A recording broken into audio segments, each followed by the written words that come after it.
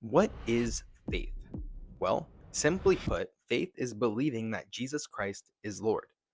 But what is belief? Here's where the Christian traditions have some very different answers.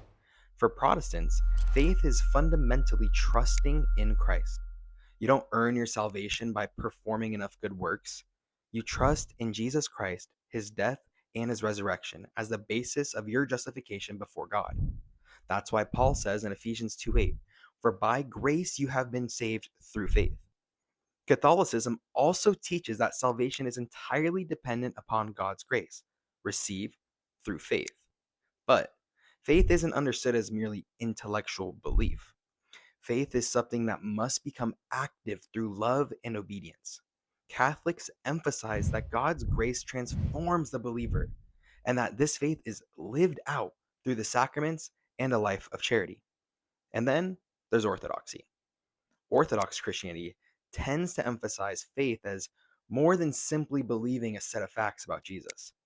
Faith for them is trusting Christ, entering into communion with him, and participating in his life through the church, the sacraments, prayer, and spiritual transformation. So here's the interesting part.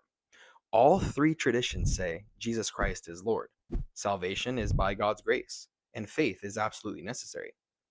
But they answer the question, what does saving faith actually look like, in different ways. Is faith primarily trusting Christ? Or is faith something that must be working through love? Or is faith participation in the life of Christ that transforms you? And that brings us to one of the biggest theological debates in Christianity. Are we saved by faith alone? Or does genuine saving faith produce works? What do you think?